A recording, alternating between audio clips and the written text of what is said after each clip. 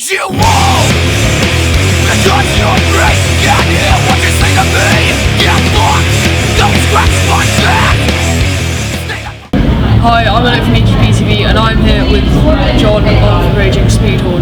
So how has the past year been for Raging Speedhorn? It's been kind of fun, you know. We've been sort of since March last year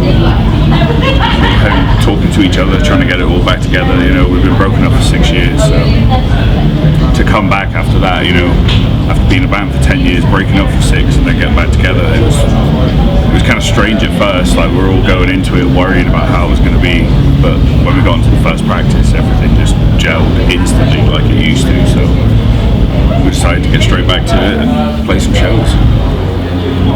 When Raging Speedhorn formed in the late 90s, the band established a presence through a violent stage show.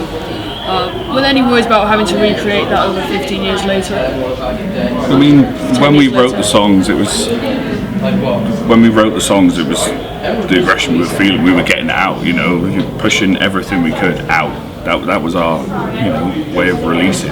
We'd get on stage and scream about the stuff we hated and that annoyed us, and we just sort of, you know, it's always there because the songs make you feel that way because that's what you wrote the lyrics about. So it's easy enough to sort of bring that aggression back. But, you know, everyone said we had a violent stage show, but it was more aggression than violence. You know, I'm not saying we never lashed out and hit anyone, and, you know, threw things at people, but, you know, that stuff happens. You get, you know, you're in that zone where you're hyped up and angry and screaming your heart out, and someone does something that annoys you, and that's that.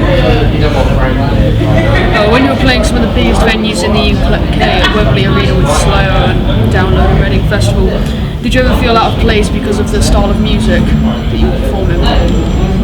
Yes and no. Like, the music side was sort of, you know, those sort of big festivals, you do get kind of a diverse selection of music throughout the stages, you know.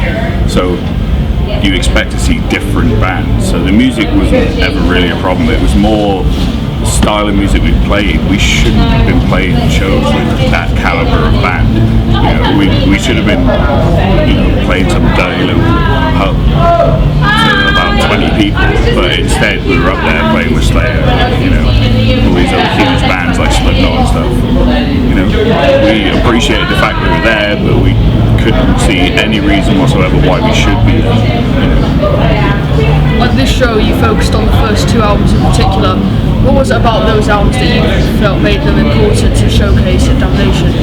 We kind of went through a bad spell after the second album, you know, we had a lot of stuff going on with, like, record companies and managers and, you know, all this different stuff was going on at the same time, and we couldn't really, you know, didn't have the funding and stuff to sort of do what we wanted to do, which was get out and tour and write a new album, release a new album, you know, carry on, you know, keep the machine going.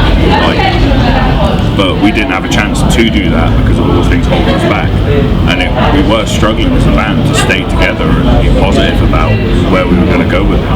So by the time we got to the third album, it was, stuff had changed, you know, it wasn't the same band anymore. We'd lost a member and had another one replaced, and, you know, it's like it wasn't the same band anymore.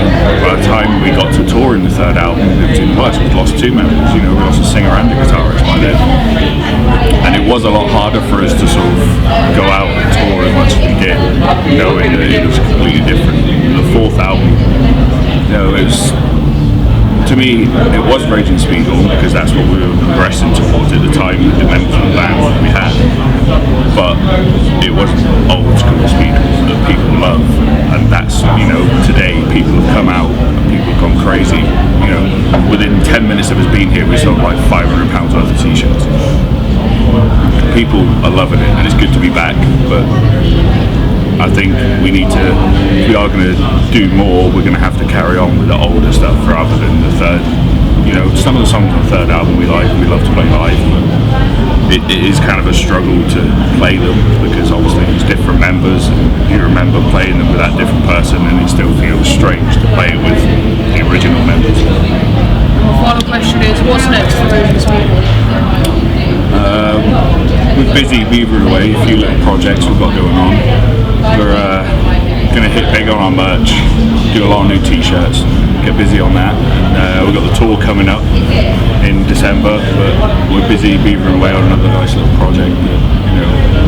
Playing around with a few riffs, and starting to get a few ideas. So we may be starting to record and write some stuff soon. But yeah, it's all sounding good at the minute. Alright, well, thank you very much for doing this. No problem. Thank you.